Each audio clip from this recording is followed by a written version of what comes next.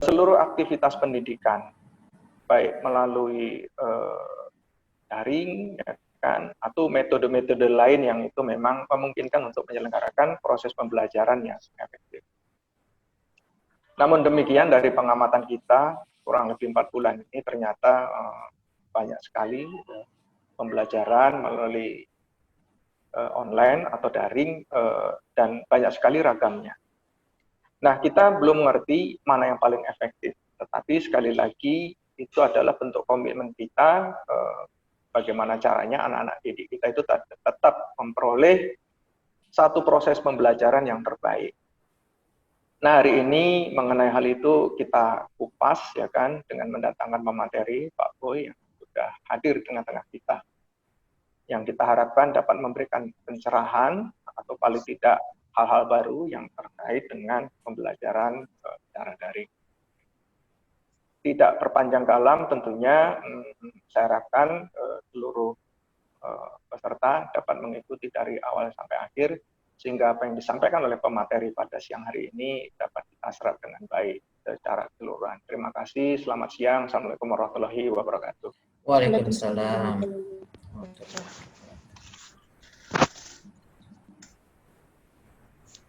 Baik, terima kasih kepada beliau, Bapak Supriyanto MSc, yang telah menyampaikan kata sambutannya.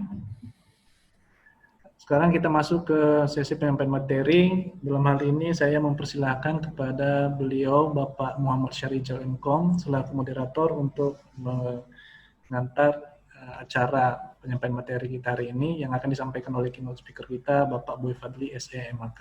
Waktu dan tempat dipersilahkan, Pak. Oke, terima kasih kepada Pak Rival.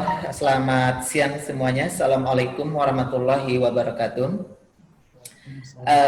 Pada siang hari ini ya kita akan melaksanakan yaitu seminar webinar ya, yang mana pada seminar webinar kali ini yang akan diantarkan itu oleh Bapak Boy Fadli SE MAK. Yang mana kita ketahui bahwasanya untuk tema hari ini adalah efektivitas pembelajaran daring di masa pandemi COVID-19. Mungkin bapak-bapak dan ibu-ibu semuanya ya, kita semuanya telah melaksanakan daring ya selama 1 semester kurang lebih ya. Banyak media daring mungkin yang digunakan oleh bapak-bapak dan ibu-ibu sekalian, tapi kita nggak tahu mana sih yang lebih efektivitasnya itu lebih baik ya, dari media pembelajaran ini. Makanya di sini kita akan melakukan sharing knowledge ya, supaya kita bisa saling mengetahui untuk kedepannya bila terus daring ini dilaksanakan, kita bisa memilih ya, atau kita bisa lebih menyampaikan materi itu kepada mahasiswa kita itu lebih baik.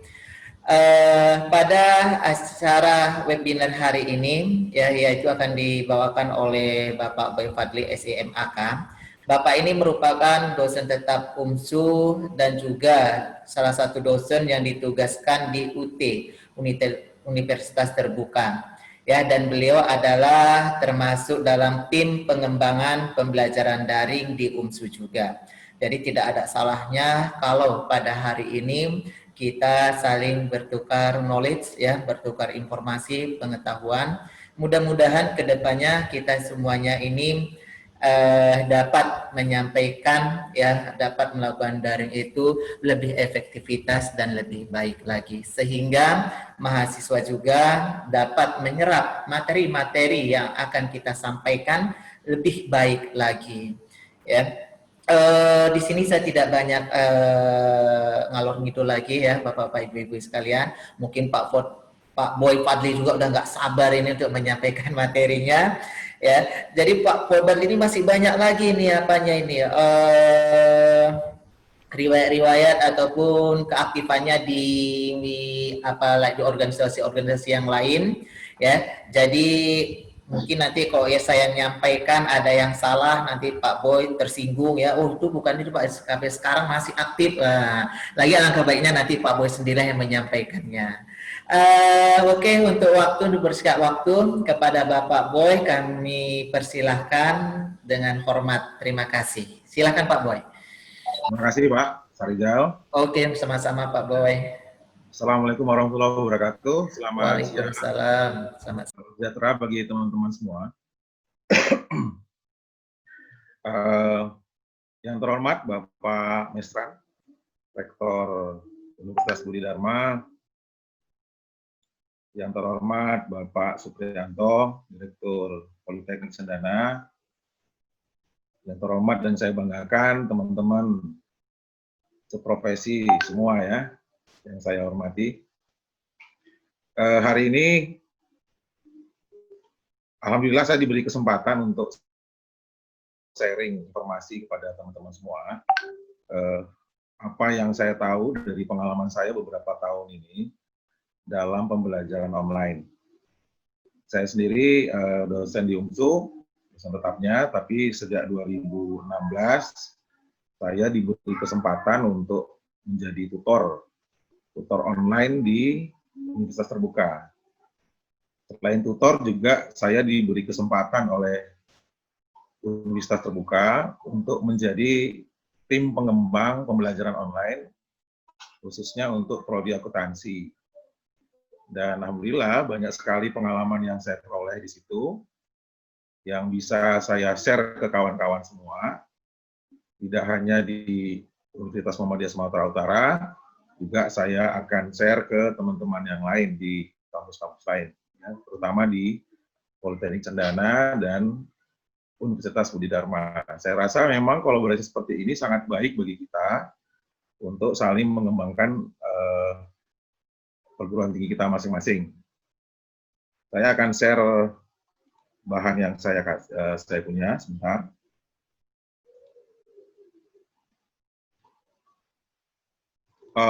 Ini saya nggak bisa share, Pak, ini. Ini gimana share untuk PowerPoint-nya? Partisipannya nggak boleh nge-share. Pak Rifal. Jadikan co-host Pak Rifal. Pak Rifal. Baik, bentar. Saya mencoba untuk. Oke, silakan Pak Boy. Ya.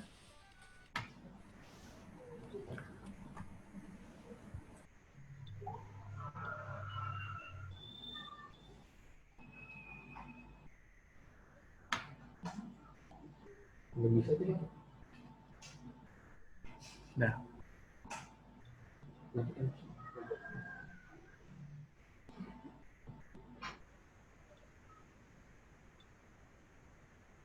Sudah nampak ya, Pak? Sudah, Pak, udah kelihatan, nampak. Oke, silakan, Pak. Nah, Bapak Ibu sekalian, materi saya ini cuma 4 lembar sebenarnya. Tapi nanti ada bahan yang bisa saya share ke panitia. Ada beberapa materi yang bisa saya share ke kawan-kawan semua. Boleh, Pak. Karena memang tidak bisa saya jelaskan semua di saat ini ya. Baik, Pak. Nah, tema yang kita bahas itu yaitu peningkatan efektivitas pembelajaran daring di masa pandemi COVID-19. Bapak Ibu sekalian, sebenarnya pembelajaran online ini sebenarnya sudah lama ya. Universitas Terbuka sendiri itu sudah melakukan pembelajaran jarak jauh lebih kurang 25 tahun. Ya. Sejak revolusi industri 1.0 sampai sekarang 5.0 ya. Kita sudah disediakan oleh banyak fasilitas pembelajaran online yang bisa kita gunakan dalam mengembangkan pembelajaran online. Pada dasarnya kita itu sudah diingatkan lama ya, sebelum COVID-19 kita sudah diingatkan bahwa kita punya modus pembelajaran selain tatap muka, yaitu online, daring. Tapi memang perguruan tinggi kebanyakan memang lebih senang tatap muka, mahasiswa juga lebih senang tatap muka. Di UT sendiri itu ada tiga modus yang bisa digunakan, yaitu tatap muka, online murni, dan blended learning atau campuran. Nah, mungkin di masa yang akan datang, walaupun COVID ini sudah berlalu, saya memperkirakan tetap saja nanti pembelajaran online ini akan menjadi hal yang sangat biasa dalam pembelajaran kita. Ya, minimal-minimal dia akan menjadi blended learning, campuran antara tatap muka dan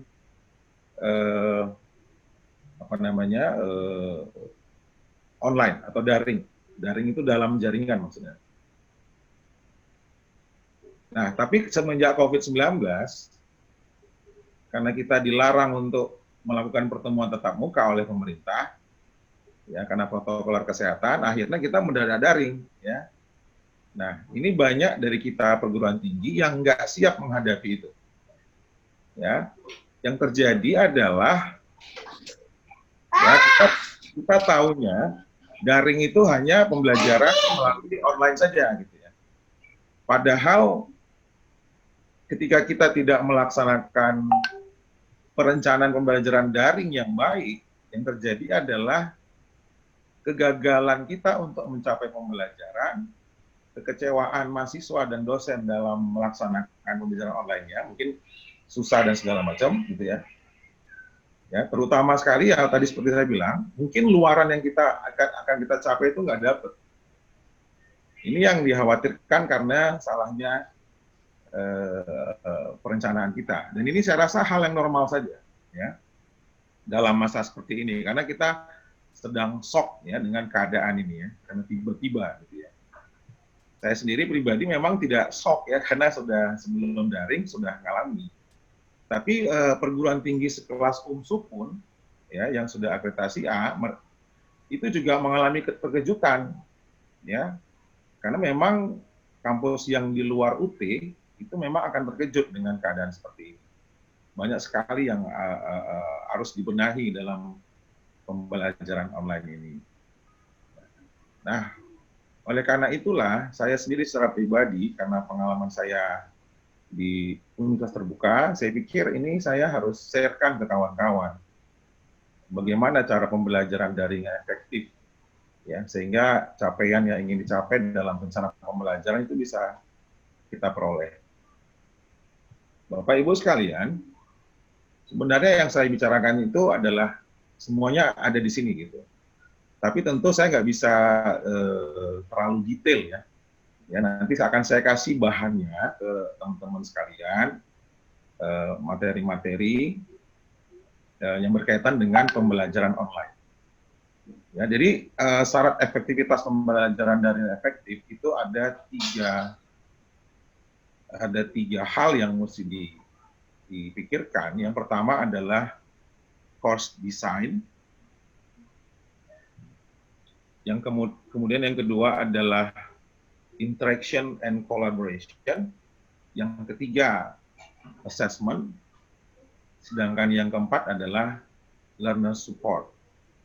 Nah, memang sebagai dosen kita tidak bisa semuanya ya. Ini adalah tugas manajemen perguruan tinggi untuk menyediakannya.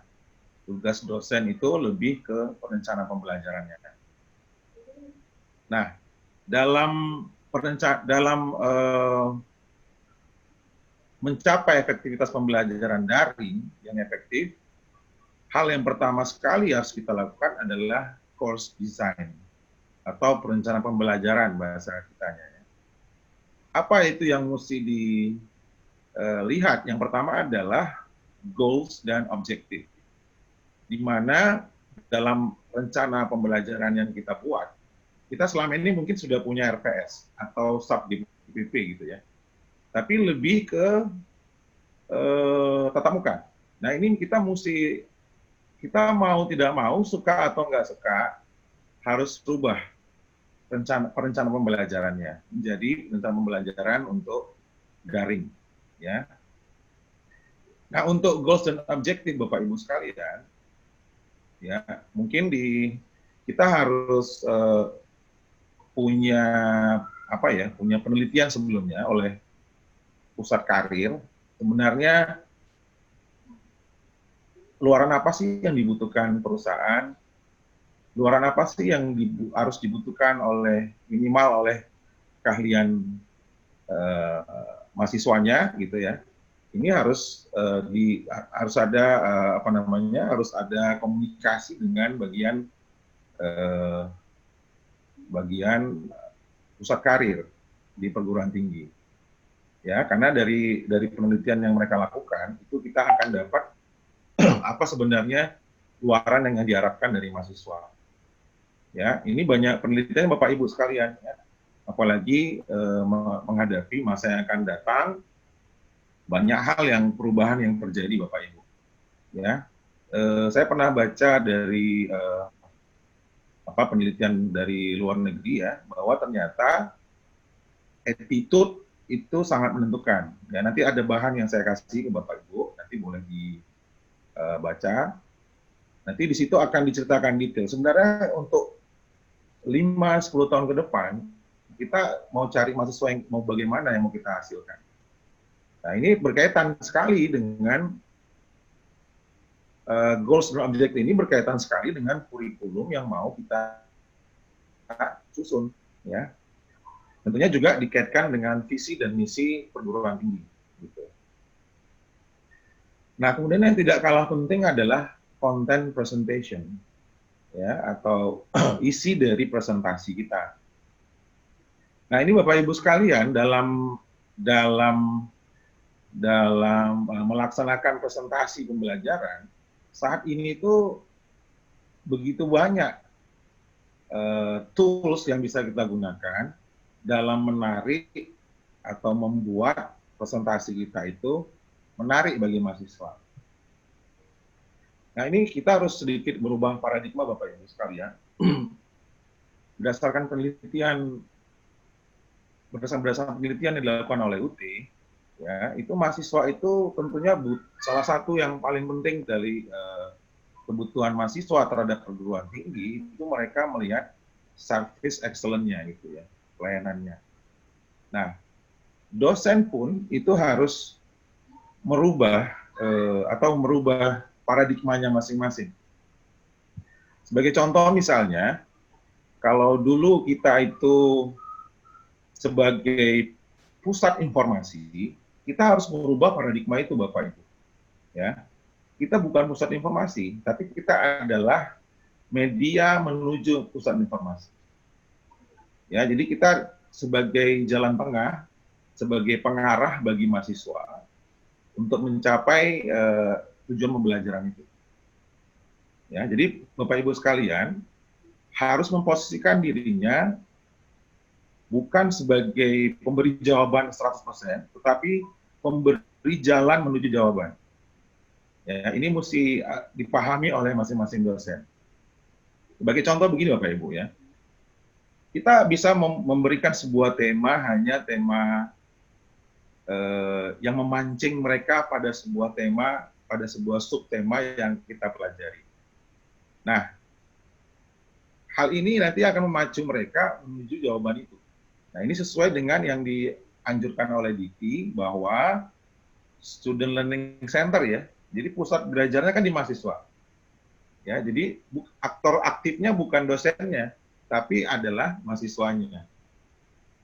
Nah, ini yang harus kita pahami. Oleh karena itu, si dosen itu lebih sebagai motivator, pemicu, pemberi jalan menuju jawaban. Begitu. Nah, dalam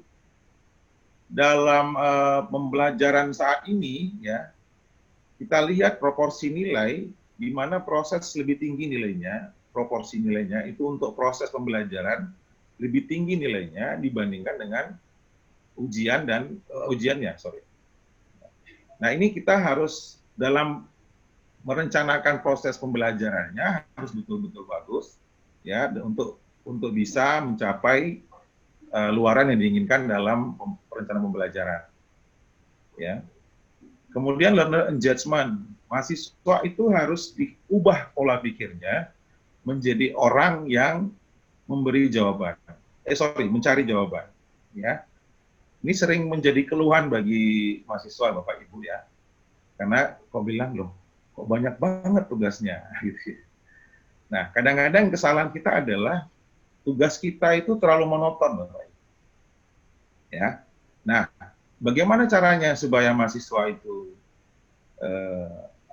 mendapat tugas tapi tidak monoton? Oleh karena itu kita gunakan tools-tools yang disediakan oleh teknologi yang saat ini ada, ya, sehingga membuat bahan kajian atau pembelajaran kita itu lebih variatif. Ya, saya kasih contoh begini Bapak Ibu, misalnya ya, bagaimana kalau kita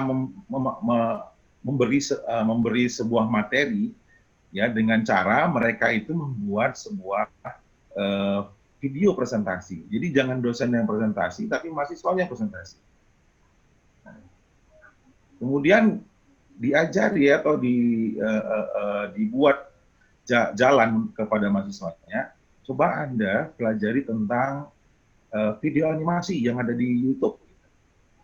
Nah, itu bisa coba, tapi video animasi yang sederhana ya. Nah, itu bisa coba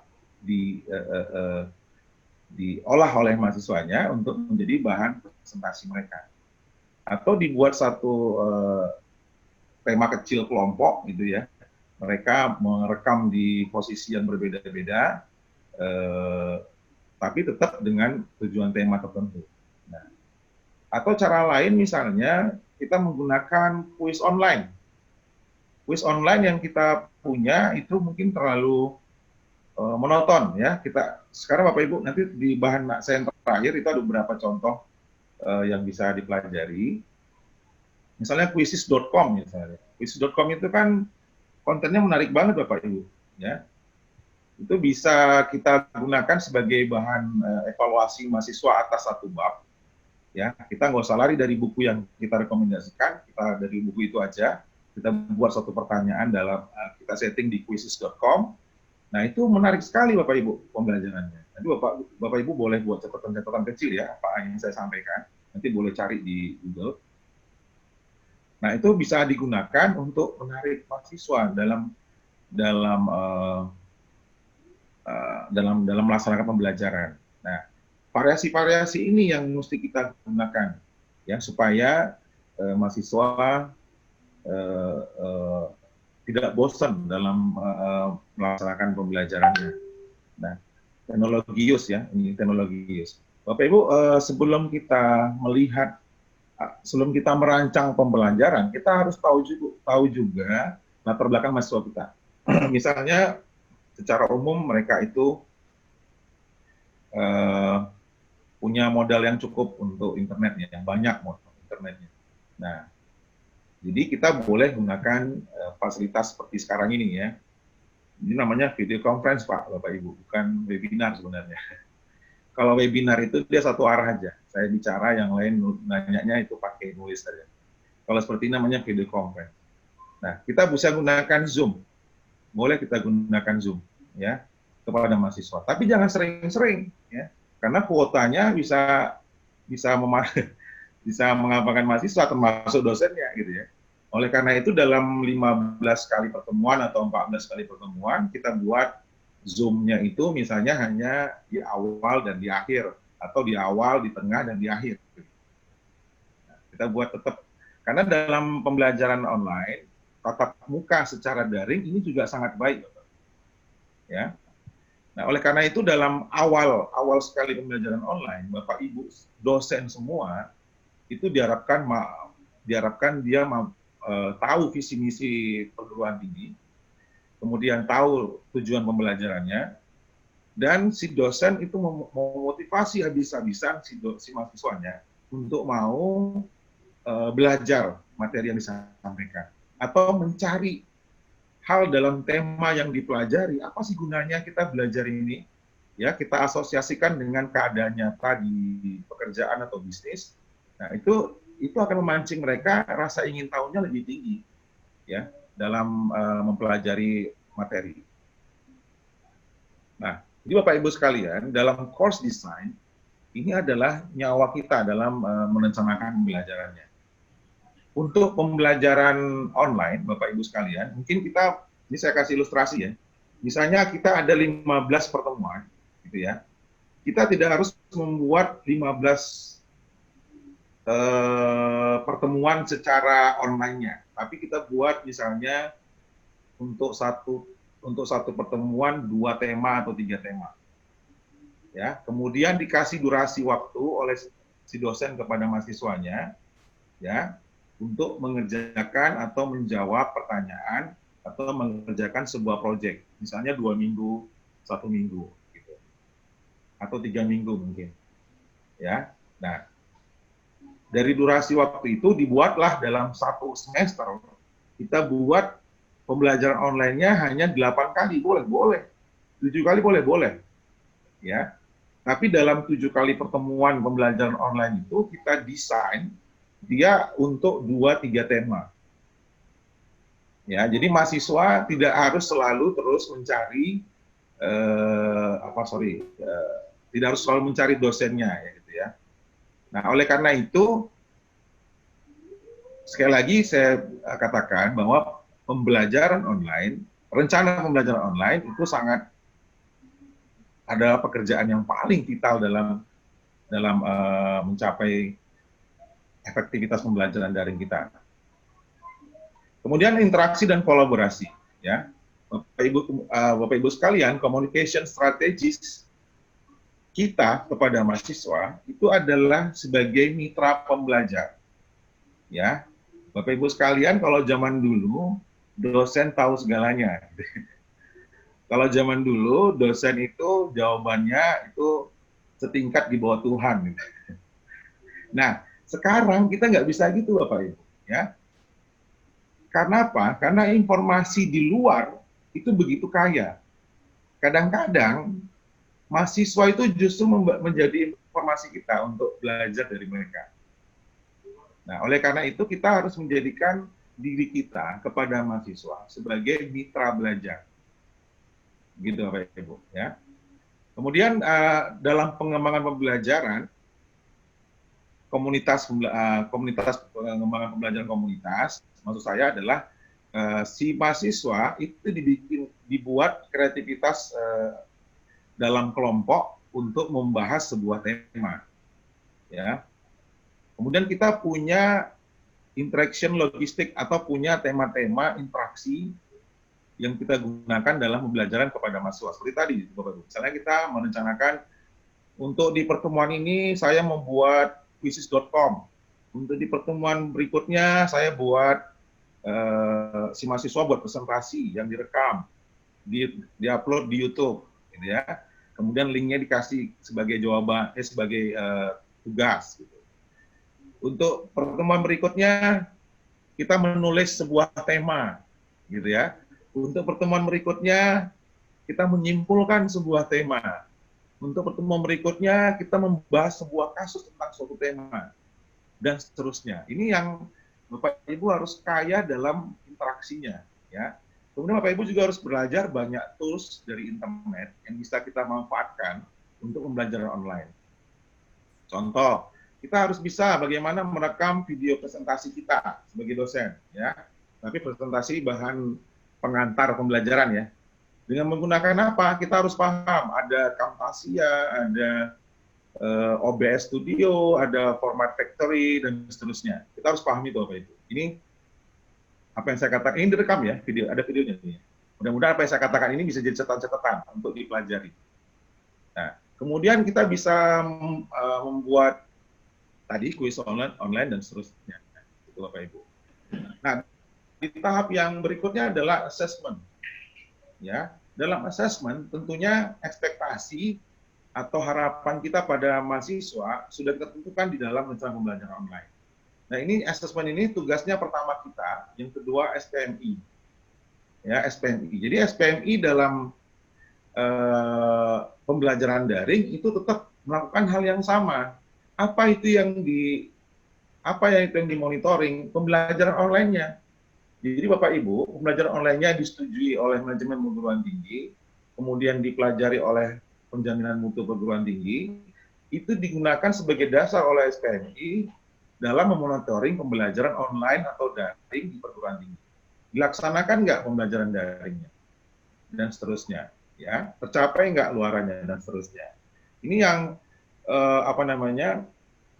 yang juga tidak kalah penting bagi perguruan tinggi dalam melaksanakan pembelajarannya. Ya. Jadi siapa yang melakukan SPMI-nya? Pertama adalah si dosennya. Boleh bertanya ke mahasiswanya apa yang dirasa kurang. Kemudian boleh tanya rekan sejawat, ya, boleh tanya saya di luar kampus, boleh. Dan perguruan tinggi itu membuat tim SPMI untuk memastikan bahwa masing-masing dosen itu telah melaksanakan pembelajaran daringnya sesuai dengan yang direncanakan.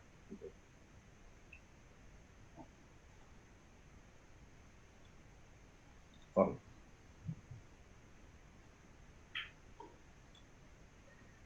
Nah, yang berikutnya adalah learner support.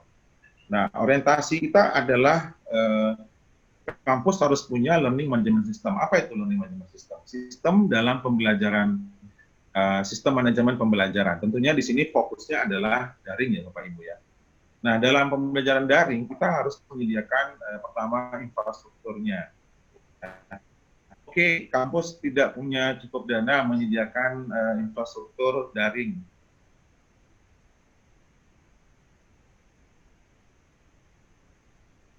Kita gunakan yang free, contohnya misalnya Google Classroom, misalnya, ya kan? Tapi kampus juga harus menyediakan rencana pembelajaran online-nya, gitu. Dibuat panduannya, dibuat pelatihannya. Jadi dosen itu untuk melaksanakan suatu perkuliahan dia harus syaratnya menyediakan apa saja temanya, gitu. Ya, jadi dalam LMS itu tidak hanya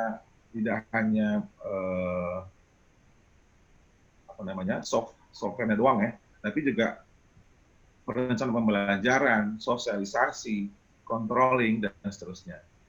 Nah, di sini oleh karena itu dibutuhkan support, dibutuhkan aplikasi, dibutuhkan peran instruktur atau orang yang lebih paham tentang IT, tentang pembelajaran online, kebijakan ya, kemudian untuk mengakses, dan tidak lupa juga akomodasi, maksudnya adalah ada tambahan lah ya untuk dosen, untuk misalnya untuk pulsa internet seterusnya gitu, dan feedback ya atau evaluasi terhadap apa yang sudah dilakukan oleh dosen-dosen, kemudian diberi usulan perbaikan gitu ya.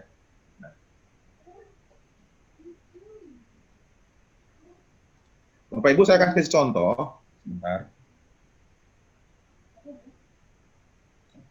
Nah, ini Bapak Ibu ya, ini ada sebentar.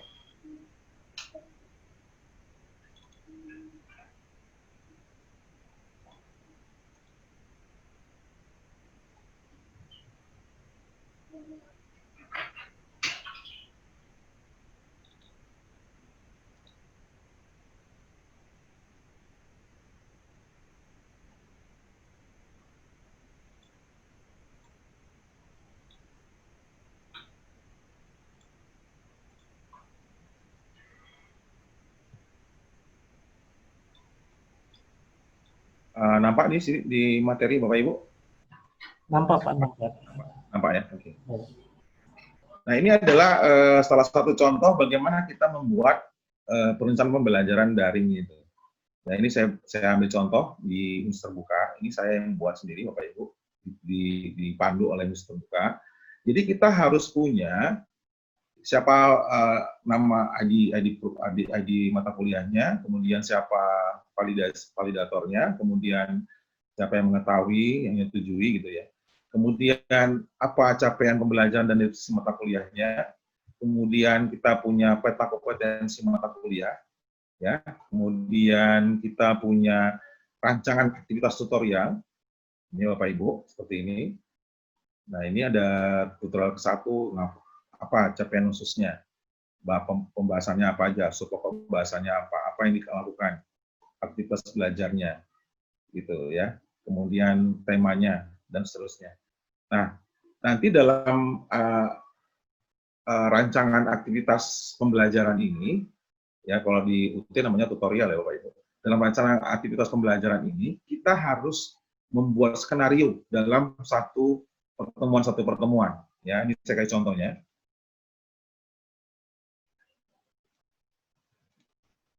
Nah, ini untuk sesi kedua Bapak Ibu. Sesi pertama ada, sesi kedua ada. Dan di sini dalam satu materi itu dibuatlah sapaan dosen apa ya tentang mata kuliahnya. Kemudian disampaikan apa yang mau dicapai, apa tujuan pembelajarannya. Kemudian apa buku sumber informasi dari buku mana gitu ya. Kemudian kita punya, saya buat ini ada video pembahasan, contoh ini saya buat linknya. Jadi Bapak Ibu kalau mau cari source sekarang itu sangat banyak Bapak Ibu. Ini adalah salah satu usaha saya untuk memberi satu tema dalam mahasiswa, saya menggunakan YouTube. Gitu. Ada tema yang bisa saya kaitkan dengan tema mata kuliah saya pakai YouTube. Boleh. Ya, jadi tidak harus selalu, kan kita sudah punya referensi buku bagi mahasiswa untuk dipelajari ya. Itu nggak usah kita bahas terus-terusan di pertemuan kita. Nah, kita buat sebuah tema atau sebuah source, sumber informasi yang bisa kita gunakan, yang nanti kita masukkan di link dalam satu pertemuan kita. Nah, ini makanya saya kasih contoh ini, ada YouTube-nya, contoh. Ya. Jadi boleh kita ambil dari luar, boleh sekali, sangat boleh. Ya, ini digunakan untuk memodifikasi pertemuan tadi biar nggak bosan. Kemudian ini, nah ini saya ada satu tema tentang market syariah sebagai metode pembangunan. Ini saya buat ada satu jurnal yang harus mereka baca. Nah, gitu. Ya, kemudian ada diskusinya Bapak Ibu. Saya buat diskusi. Ya, lihat bahasanya Bapak Ibu. Ya. Ini bahasa saya sebagai mitra belajar. Menurut teman-teman mahasiswa, nah itu. Nah ini adalah bahasa komunikasi kita, terutama karena ini generasi sekarang ini milenial Bapak Ibu. Ya, kita harus mendekatkan diri kita kepada mereka sebagai mitra belajarnya, sehingga menarik minat mereka untuk mempelajari sebuah tema gitu.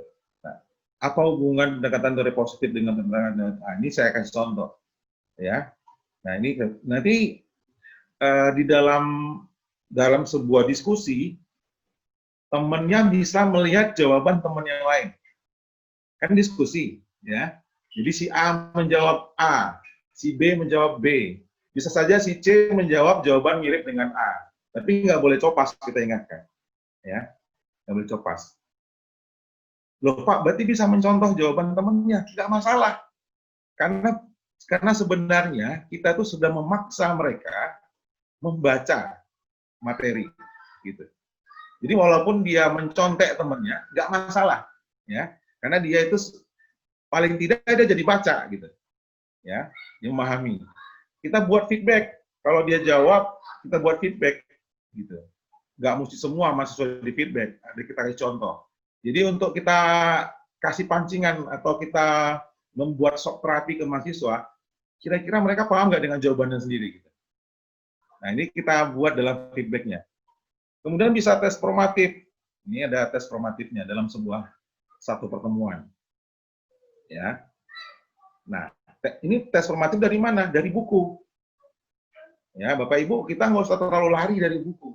Ya, kecuali tema-tema diskusi boleh. Ya, tapi kalau tema-tema formatif, kita nggak usah lari dari buku. Dari buku itu aja diambil.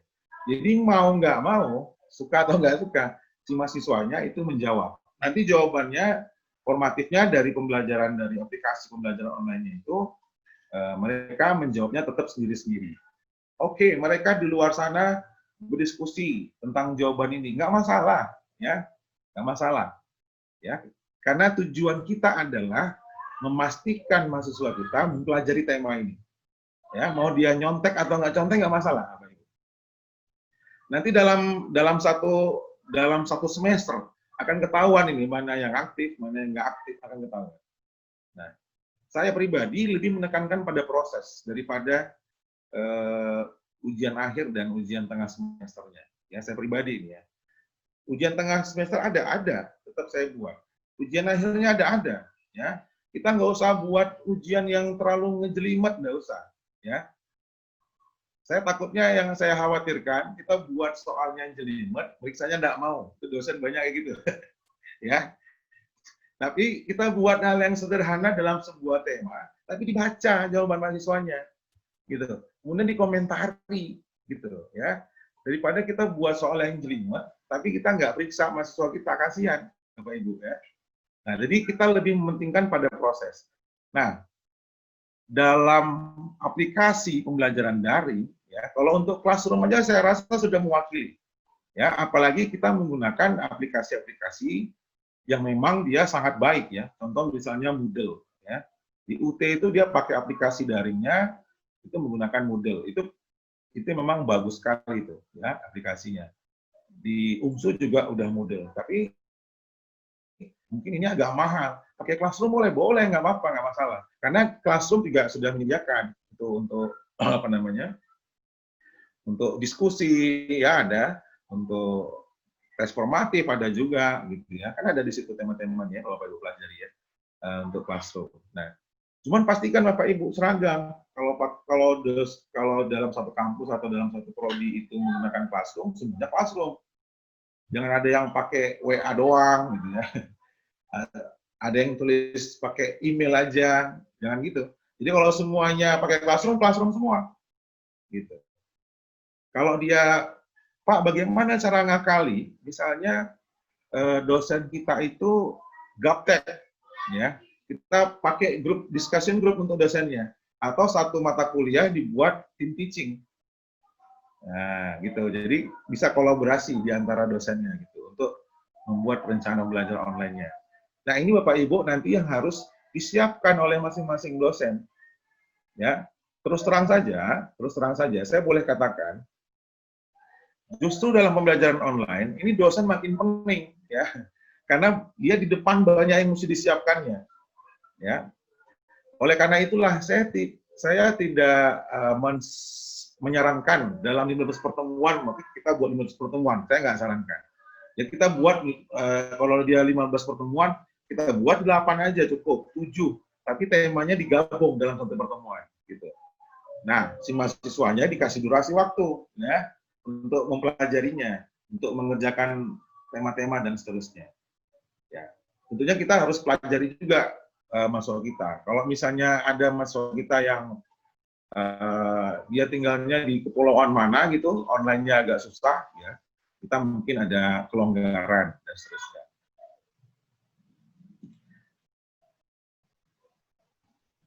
Nah, ini contohnya Bapak Ibu ya, yang bisa kita sharing. Sekali lagi, saya tidak akan berhenti sampai sini untuk membantu Bapak Ibu ya. Nanti kalau ada hal-hal silakan ditanyakan. Nah, oleh karena itu sekali lagi dalam pembelajaran daring ini si dosen itu dituntut untuk kreatif ya. Apa aja itu pertama tadi saya katakan adalah merubah mindset dosen ya. Ini mohon maaf Bapak Ibu, sangat banyak dosen, ya, jangankan mahasiswa, sangat banyak dosen yang mengatakan, pembelajaran daring nggak efektif. Sebenarnya bukan pembelajaran daringnya nggak efektif, Bapak Ibu, cuma gara-gara perencanaannya salah, akhirnya nggak efektif. Gitu. Kemudian interaksi daring. Nah, ini interaksi juga sangat penting, Bapak Ibu. Saya punya tema khusus tentang ini sebenarnya, bagaimana interaksi yang paling baik kepada mahasiswa saat daring. Ya, nanti saya kasih bahannya. Kemudian harus paham, dosen harus paham pertemuan online menggunakan Zoom, Google Meet, Microsoft Teams. Nah ini kita, tapi nggak boleh sering-sering juga. Kasihan mahasiswanya, kasihan dosennya, karena menghabiskan pulsa banyak ya. Nah ini dimodifikasi dia di pertemuan awal, pertemuan tengah, pertemuan terakhir, nah, atau pertemuan awal, pertemuan terakhir gitu ya. Kemudian buat presentasi yang menarik, ya Bapak Ibu. Kayak presentasi saya hari ini tidak menarik nih, ya. Bapak Ibu bisa buat presentasi yang menarik. Gimana? Silakan googling. Itu banyak banget cara buat PowerPoint yang menarik, ya. Kalau nggak suka baca, nengok videonya banyak di YouTube, ya, buat presentasi PowerPoint yang menarik. Ada lagi presentasi yang lain, misalnya Prezi. Bapak Ibu silakan ketik di Google Prezi. Nah itu cara menampilkannya dia melayang-layang gitu ya, bagus banget. Ini mahasiswa saya waktu saya tampilin seperti itu banyak terkejut, ini apa ini gitu ya. Nah, ini ada juga dia pakai animasi ya, pakai animasi sederhana, tulisan tangan gitu ya dan seterusnya. Silakan dipelajari Bapak Ibu ya. Silakan dibuat materinya, tapi karena ini saya mengingatkan, kita tidak harus membuat PowerPoint habis satu tema, enggak. Ya, kita ambilnya tema khusus, taruh di PowerPoint, jadi cantik dia. Tapi tema ini memancing si mahasiswa untuk membahas satu tema secara keseluruhan. Kita nggak usah temanya ini semuanya kita kasih tahu dalam secara rinci di PowerPoint ini, seperti zaman dulu ya. Sampai satu pertemuan ada 25 lembar PowerPoint gitu. Nggak usah gitu, satu lembar pun cukup ya. Tapi tampilannya menarik. Ya, tampilnya menarik.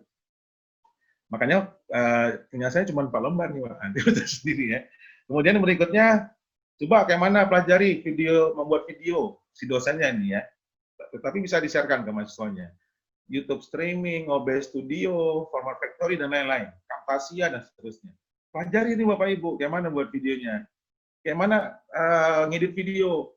Kalau punya Windows 8 ke atas, itu biasanya di komputernya atau di laptopnya itu ada video editor. Itu sederhana sekali yang ngedit videonya, bagus banget. Dosen harus tahu, ya harus tahu. Harus tahu, kita ngedit sendiri yang sederhana gitu ya. Kemudian ada quiz online, ada quiz.com, banyak macam-macam ya. Aplikasi daring, Moodle. Kalau nggak punya Moodle, pakai yang Google Classroom. Nah, kita belajar dari perguruan tinggi yang mampu daring. Nah, Bapak Ibu, kita harus belajar, harus tahu juga, ternyata di luar sana itu daring itu sudah lama, ya. Bahkan ada yang masif sifatnya. Bapak Ibu mungkin pernah dengar ada MOOC namanya, Massive Online Open Courses. Nah, Bapak Ibu kalau ingin ahli dalam bidang tertentu, Bapak Ibu bisa kuliah di Harvard pakai fasilitas MOOC Coursera, ya. Bisa. Kalau Bapak Ibu ahli di bidang tertentu, bahasa Inggrisnya lumayan, kita bisa gabung di MOOC ini. Jadi sebagai sumber pembelajar. Bapak Ibu sekarang, ya, selama Bapak Ibu ahli di bidang tertentu, bahasa Inggrisnya lumayan, ada namanya Indonesia X namanya. Ya, itu untuk pembelajaran daring secara online, masif. Nah, sekarang gini, kalau zaman dulu saya ingat ya, kalau kita belajar, zaman dulu tuh anak murid tuh nyari guru, gitu ya. Sekarang kan anak murid nyari kampus, ya. Kemudian murid mahasiswanya pasrah dengan dosen yang ada, gitu ya.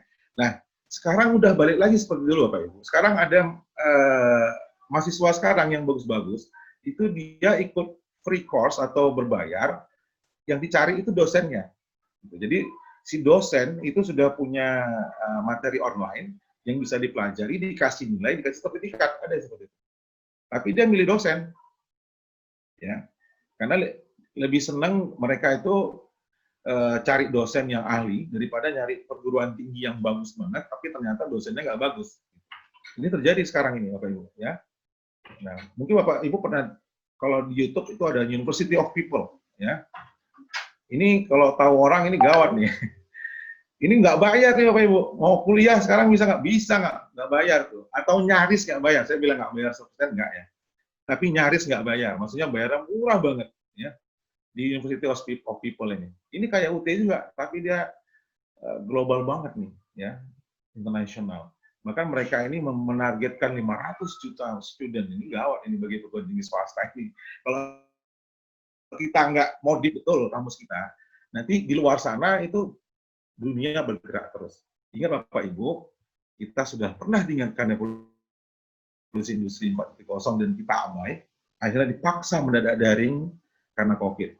Ya, kita jangan sampai ini ada ancaman di luar sana ya, yang akan mengganggu perguruan tinggi kita.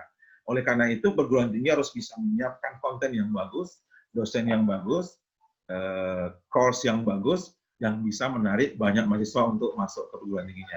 Saya rasa ini dulu dari saya. Terima kasih sekali Bapak Ibu. Saya tidak ahli di bidang ini, tapi yang saya tahu akan saya sharingkan kepada Bapak Ibu sekalian. Saya lebih senang yang berikutnya tentang tanya jawab. Saya kembalikan lagi ke Pak Sarijal. Terima kasih. Silakan Pak Sarijal. Oke, makasih Pak Boy atas paparannya untuk materinya ya, sangat bagus sekali. Selanjutnya mungkin di sini ada bapak-bapak, ibu-ibu yang mau bertanya kepada Pak Boy, silahkan. Silakan Pak, mungkin tentang pengalaman daring selama 1 semester belakangan, silakan dibahas. Boleh, nanti mana tahu saya punya jawabannya ya. Silakan Bapak Ibu. Silakan Pak, ibu-ibu yang mau bertanya. Pak Ijal, ada pertanyaan di kolom chat itu Pak Ijal. Oke, ya sambil menunggu pertanyaan dari ibu dan bapak-bapak sekalian. Ini ada pertanyaan di kolom chatnya ini dari Bu Norenta Sitohang. Pertanyaannya gini Pak. Kebanyakan mahasiswa mengeluh tentang koneksi jaringan di daerahnya masing-masing. Bahkan ada beberapa mahasiswa tidak memiliki alat pendukung untuk daring. Pertanyaan ini bagaimana mengantisipasinya itu, Pak? Halo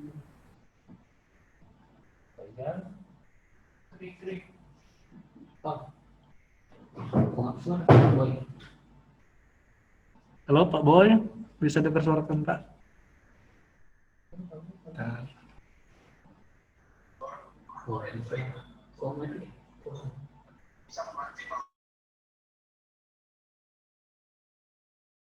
Yang ada di Kota Medan ini, ya kan?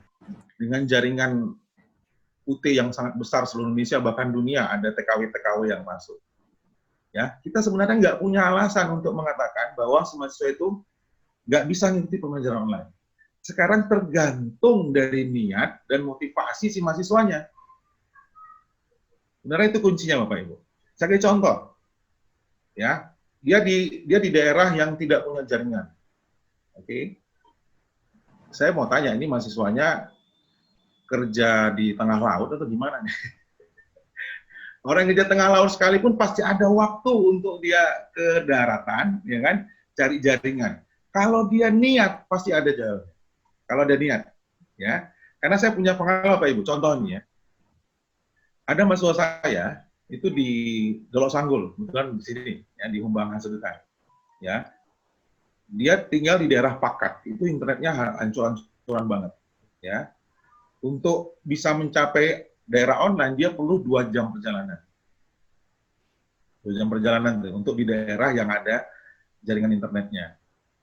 Tapi karena motivasinya tepat, ya, kemudian dalam penugasan materi itu kita kasih durasi waktu 2 minggu, 3 minggu gitu. Sebenarnya nggak ada alasan bagi si mahasiswa dia tidak bisa mengikuti perkuliahan online. Nggak ada alasannya. Tapi motivasi si mahasiswanya harus kuat juga.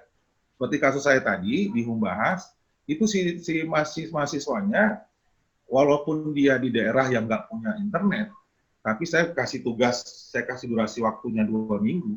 Masa 2 minggu dia nggak usahakan sih cari daerah yang ada internetnya? Itu kan kayaknya konyol banget kan. Nah, ini tergantung si mahasiswanya, punya motivasi nggak? Gitu. Kadang-kadang Bapak Ibu hati-hati, karena gini, mahasiswa itu kadang-kadang gunakan alasan klasik itu untuk menghindari tugas, atau untuk si dosennya murah nilai. Itu hati-hati. Hati-hati. Nah, oleh karena itu satu kata kuncinya. Pertama, motivasi Bapak Ibu. Kemudian yang kedua, dalam penugasan, kita kasih durasi waktunya. Makanya kita pelajari latar belakang mahasiswa kita. Dia tinggal di daerah mana. Ya, sebelum perkuliahan berlangsung, kita tanya, daerah mana? Kamu rumahnya itu daerah internetnya enggak? Ya. Kemudian kita kasih materinya, jangan membebankan kuota yang begitu banyak. Gitu ya. Nah, oleh karena itu kita gunakan Classroom itu sangat ringan Bapak Ibu. Nggak ada alasan dia bilang nggak punya apa namanya, mahal banget atau gimana gitu. Kalau mahasiswa kalau udah punya motivasi, apapun dia kerjakan, Bapak Ibu yakinlah, ya, apapun dia kerjakan, ya, nggak punya handphone Pak, pinjam handphone tetangga, ya, bayar 5.000 perak, masa nggak mau untuk akses ininya, ya kan? Oleh karena itu kita harus pahami juga karakter mahasiswa kita di daerah, itu daerah mana dia mampu nggak. Oleh karena itu dalam perencanaan pembelajarannya kita jangan berat-berat. Jangan disuruh pula dia buat video YouTube, gitu. Kasihan lah. Gitu ya. Nah, itu harus dipahami. Kira-kira seperti itu pengalaman saya, Bapak Ibu. Mudah-mudahan menjawab pertanyaan Bu Nurinta si Hota. Ada lagi mungkin yang mau ditanya? Oke, ada lagi yang mau ditanyakan mungkin Bapak-Bapak sekalian? Ada Pak Ijal. Itu ada di kolom komentar dari Bu Sugina tuh. Ada pertanyaannya. Oke, pertanyaannya gini Pak, ketika mata kuliah yang bersifat praktikum, ini yang bersifat praktikum Pak ya, karena kan kalau teori mungkin jarang ada kendala. Cuma ini pertanyaannya, ketika mata kuliah yang bersifat praktikum, bagaimana sih pengalaman Bapak di UT?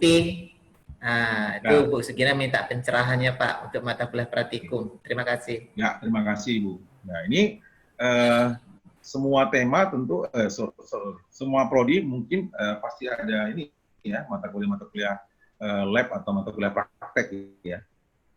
Sedikit treatment khususnya, contoh gini ya. Oleh karena itu misalnya nih saya kasih contoh, ini Bu Sinam sama kayak saya akuntansi juga. Kita misalnya dia lab pengantar akuntansi misalnya. Maka kita harus punya dulu modul yang digunakan. Modul semua mahasiswa harus sama. Ya kan? Kemudian dalam suatu pertemuan ada tema yang harus dipelajari si mahasiswa. Kemudian diskusi mana yang dia nggak tahu dalam satu tema itu. Nah, kemudian dikasih durasi waktu, dikasih pertanyaan yang sangat sederhana untuk prakteknya, untuk dijawab oleh si mahasiswa. Pak, bagaimana dengan praktek yang menggunakan alat? Nah, ini memang perlu menulis juga Bapak Ibu. Contoh misalnya di saya ada materi komputerisasi akuntansi. Nah, ini kita harus menyesuaikan Bapak Ibu, ya. Contoh nih misalnya, materi saya menggunakan nama aplikasinya Miop misalnya. Oke, Miop ini kalau kita download resmi mahal, ya 5 juta ke atas. Nah, oleh karena itu gimana caranya? Saya searching, saya cari downloadan yang boleh dipakai oleh mahasiswa. Oke, saya dapat itu yang dia untuk education. Nah, itu free. Nah, itu digunakan oleh mahasiswa. Kemudian bagaimana belajarnya? Nah, ini mau nggak mau, suka atau nggak suka, saya terpaksa harus buat video. Ya, saya praktekin tuh videonya. Saya buat video. Kemudian saya taruhkan di YouTube saya. Ya, kemudian saya linkkan ke mahasiswanya untuk dipelajari. Itu Pak. Atau video yang ada video yang ada di YouTube yang memang sudah ada, silakan gunakan itu tentang tema-tema tertentu. Ya. Nah, untuk mata kuliah yang dia butuh misalnya kayak kimia, ya, ini kan butuh tempat khusus ya. Nah, saya sendiri memang belum punya pengalaman itu ya kalau yang untuk kimia atau apa. Tapi biasanya begini, ini logika saya ya, melihat pengalaman saya. Nah, itu mereka buat satu pertemuan gitu, sekian pertemuan, misalnya 3-4 pertemuan yang dia lebih ke teori gitu. Kemudian dibuatlah persiapan menuju praktek. Nah, dalam 6 atau pertemuan kelima, mereka buat pertemuan secara tatap muka. Nah, mau nggak mau. Jadi ketemu di lab, kemudian langsung praktek dan seterusnya.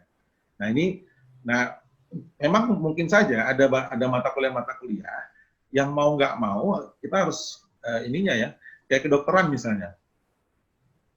Masa ngobatinya online? Kan nggak mungkin ya. Oleh karena itu, untuk prakteknya memang harus mau, suka nggak suka, ya harus ada tatap mukanya. Cuman kita buat blended Bapak Ibu. Jadi ada tema materi-materi online-nya gitu. Kemudian untuk pertemuan yang mewajibkan mereka wajib harus ketemu secara fisik, kita buat dalam satu pertemuan khusus gitu. Misalnya di pertemuan ke-5, pertemuan ke-7 gitu tetap ada gitu. Itu cara ngakalinya. Tapi kalau untuk mata kuliah akuntansi, untuk prodi akuntansi semuanya bisa digunakan pakai online ya. Tapi kuota nonton filmnya harus ada, nonton YouTube-nya. Jadi kita sediakan materinya, kayak mana ngisi praktek praktikumnya, kita videokan gitu, kemudian kita kasih materinya ke mahasiswa. Atau yang ada di internet kita gunakan, kita kasihkan ke mahasiswa. Itu jawaban saya, Bu Ginam. Oke, terima kasih Pak Boy. Ya. Ini ada pertanyaan satu lagi nih Pak Boy. Ya, silakan. Ini saya bacakan Pak Boy ya. Selamat siang Pak Boy, saya mengajar daring menggunakan Google Classroom. Saya mengajak mahasiswa berdiskusi secara kelompok, di mana pembagian tugas kelompoknya sudah saya berikan jauh-jauh hari sebelumnya, dan video dalam bentuk YouTube dan materi kelompok sudah masing-masing mereka kirim ke Google Classroom. Nah, pada saat hari pelaksanaan, saya meminta mahasiswa kelompok lain untuk bertanya. Sampai 1 jam tidak ada pertanyaan. Pas sudah mendekati jam perkuliahan habis, barulah ada beberapa pertanyaan dan saya memberi kebebasan kepada mahasiswa lain. Untuk menjawab hal ini saya sangat memakan waktu, bahkan bisa sampai 3 jam kami diskusi. Bagaimana menurut Bapak cara agar metode diskusi ini diterapkan pada perkuliahan daring secara efektif? Terima kasih. Oke, seperti yang saya katakan tadi, ini dari siapa ya pertanyaannya? Dari Bu Andayani. Oke, Bu Andayani, seperti saya katakan tadi bahwa dalam pembelajaran daring itu kita tidak terikat waktu sebenarnya Bapak Ibu, ya. Jadi dikasih waktu 1 minggu, 2 minggu. Oke, kemudian yang kedua, kalau kita menjawab pertanyaan mahasiswa, jawablah pertanyaan mahasiswa yang memang belum dijawab. Karena dalam diskusi itu mereka kan bisa baca semua diskusi itu ya. Nah, untuk pertanyaan yang berulang, ya jangan dijawab, gitu, Bapak Ibu. Ya. Aduh Pak, lemes segala macam, Bapak Ibu. Ini memang pekerjaan dosen. Nah, tapi kan durasinya kita bisa kasih durasi waktu seminggu. Saya sering menjawab pertanyaan mahasiswa itu justru di tengah malam. Boleh, boleh, ya. Makanya dalam pembelajaran daring itu kita tidak harus minta jawaban si mahasiswa. Ini mohon maaf Bapak Ibu, jangan kita kasih pertanyaan hari itu juga dia jawab, nggak usah. Ya, atau ada pertanyaan mahasiswa harus kita juga kita jawab, enggak. Pokoknya dalam durasi itu, misalnya temanya dalam tema A, 1 minggu, ya 1 minggu itu durasinya. Bisa aja nanyanya di hari Senin, kita jawab di hari Jumat, nggak apa-apa. Boleh, boleh. Kan pakai durasi. Ya. Oleh karena itu kita jangan juga terlalu ini, misalnya kita lagi masak nih, tiba-tiba ada nanya mahasiswa, banyak diskusi gitu, langsung kita jawab, nggak usah. Ya. Siapkan aja dulu masakannya, baru habis itu silakan gitu. Ya, jadi kita jangan terikat waktu Bapak Ibu. Inilah enaknya di daring. Ya, kita kan secara fisik bukan di kelas. Kalau di kelas, iya, orang nanya langsung kita jawab. Tapi kalau daring, kita nggak harus langsung jawab. Ingat, durasinya yang jadi patokan. Ya, jadi jangan jawaban di luar durasi, itu juga nggak tepat. Kita harus masuk ke tema berikutnya. Nah, bagaimana dengan mahasiswa yang tidak aktif? Bapak Ibu sekalian, begini. Yang penting kita sudah memotivasi, memberi panduan ya kepada mahasiswanya, kasih durasi. Terakhir kalau ada yang nggak jawab gimana? Kita tidak bisa memuaskan semua orang, Bapak Ibu. Dalam 100 orang tidak bisa semuanya mereka akan aktif. Sekali lagi ini seperti orang seperti di kelas biasa juga. Bapak Ibu menerangkan berapi-api, jamin semuanya ngerti, kan enggak juga. Ya kan? Nah, ini sama juga kayak tadi. Ya kan? Jadi kalau ada 1, 2, 3 yang nggak aktif, nah ini Bapak Ibu maklumi, ya kan. Kalau dalam penelitian sosial kan kalau 100 orang, 5 orangnya nggak bagus, that's normal, ya. Nggak apa-apa, ya nggak semuanya. Tapi ini butuh ketegasan juga Bapak Ibu, kalau lewat durasinya jangan kasih nilai, gitu. Ya, harus tegas. Ya. Tapi untuk one case tertentu, misalnya kita butuh toleransi, ya silakan toleransi. Contoh nih misalnya, ada mahasiswa, Pak, saya mohon maaf lah Pak, saya baru kecelakaan, masuk rumah sakit, nggak bisa ngerjakan. Durasi waktunya lewat. Oke, kamu email ke saya, tolong jangan kasih tahu temanmu. Gitu caranya. Supaya nggak jadi virus sama teman-teman yang lain. Biasa saya gitu. Gitu, Bu. Kalau mau nanya lagi, silakan, Bu. Oke, terima kasih Pak Boy Fadli atas jawabannya. Mungkin ada lagi dari bapak-bapak yang mau bertanya dan ibu-ibu sekalian, silahkan Pak, Bu. Dari MC bisa kira-kira bertanya aja. Oke, silahkan Pak Rival. Jadi gini Pak Boy, saya ingin bertanya, ini yang berkaitan dengan ketepatan tadi Bapak sudah menyampaikan sedikit menyinggung tentang asesmen atau pengawasan terhadap capaian pembelajaran itu sendiri, itu berkaitan dengan SPMI. Nah, saya ingin bertanya, menurut pengalaman Pak Boy, khususnya di UT, itu pelaksanaan SPMI-nya modelnya bagaimana? Seperti apa pengawasannya? Harap untuk dijelaskan, Pak. Oke, nah ini begini Bapak Ibu ya. Jadi tema dalam satu mata kuliah atau rencana pembelajaran mata kuliah itu sudah diserahkan modul dan seterusnya kepada orang-orang tertentu. Jadi tutor-tutornya itu sudah terima jadi. Nah, situlah tugas saya, salah satunya adalah sebagai penyedia bahan konten itu. Nah, itu saya salah satunya, ya. Oleh karena itu di UT, dalam membuat rencana pembelajaran yang saya lakukan, itu langsung dipandu atau diawasi oleh UT langsung. Kemudian nanti masuk dalam bahan evaluasi prodi di UT. Nah, kemudian kalau sudah disetujui, kontennya itu dipindahkan ke aplikasinya. Nah, jadi konten-kontennya di-share. Jadi si mahasiswa itu sudah langsung punya, si dosen juga, pertemuan pertama, pertemuan kedua, udah lengkap. Gitu. Udah lengkap semuanya. Perguruan tinggi kita bisa nggak buat gitu? Bisa, Pak. Oleh karena saya bilang begini, dosen itu beratnya di pertama. Tapi untuk tahun depan, kita udah punya materi sebelumnya, kan? Iya benar. Ya, tinggal pengembangan aja kalau misalnya ada update-updatean. Iya. Nah, UT gitu juga dia, tapi yang ngerjakan bukan tutornya. Karena begini Bapak Ibu, dulu UT itu tutor itu disuruh juga nyiapin bahan. Tapi akhirnya yang terjadi apa? Chaos, nggak seragam, ya. Kapasitas dosennya beda-beda. Ya, ada yang soalnya sulit banget, ada yang mudah banget gitu ya. Ada juga yang misalnya temanya soalnya nggak sesuai tema gitu, macam-macam. Akhirnya UT merubahnya, dibuatlah tim. Jadi untuk di akuntansi itu ada 400-an tutor.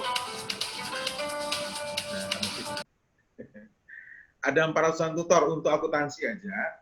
Nah, pengembangnya cuma sekitar 20-an orang, Bapak Ibu. Saya salah satunya Sumatera Utara cuma satu aja yang dipilih, kebetulan.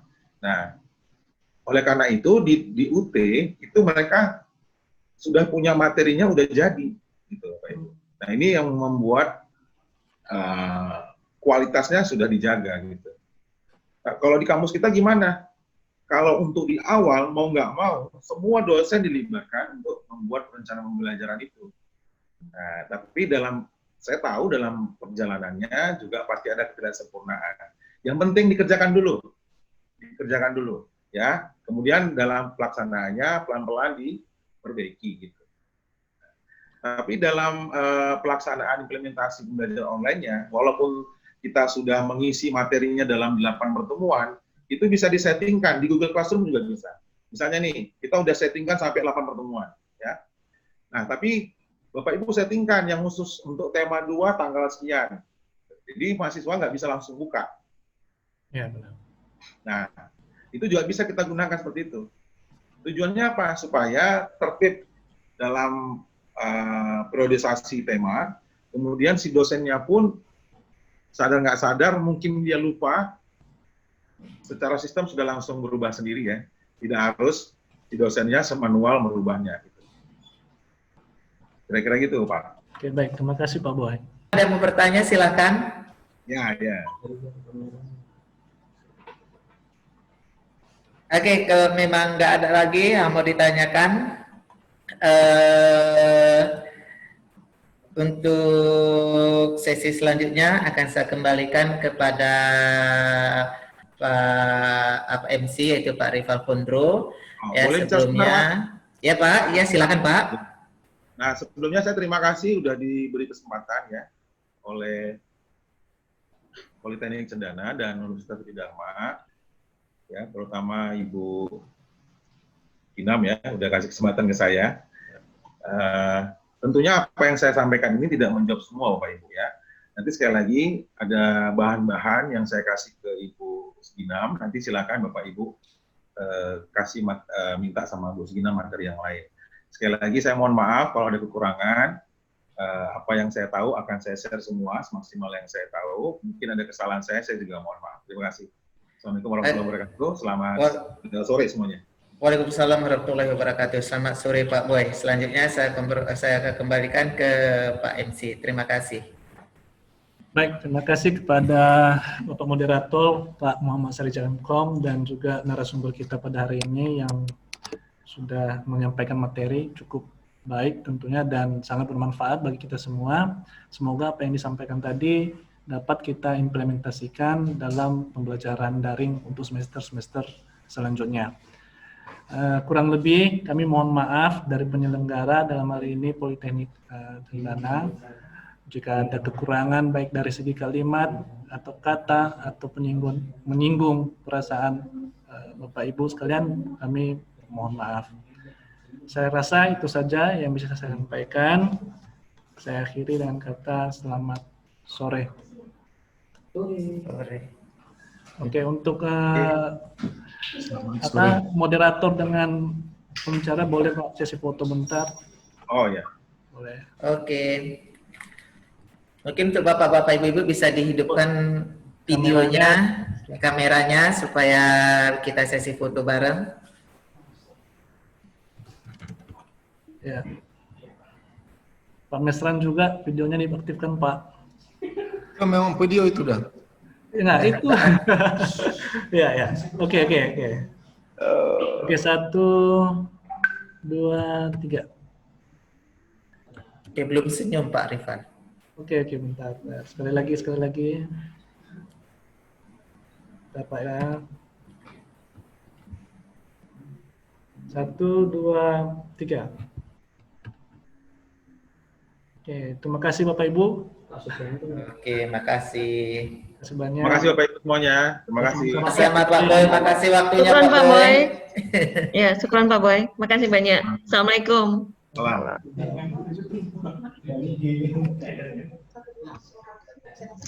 Nah, itu nggak tahu. Ya nggak bisa lah. Nggak mungkin bisa dia menampung. Iya. Per inilah, Iya, per... makanya gimana cara pindahnya ke slide satu lagi? Ibu Suginem di mana sih? Di ruang akreditasi.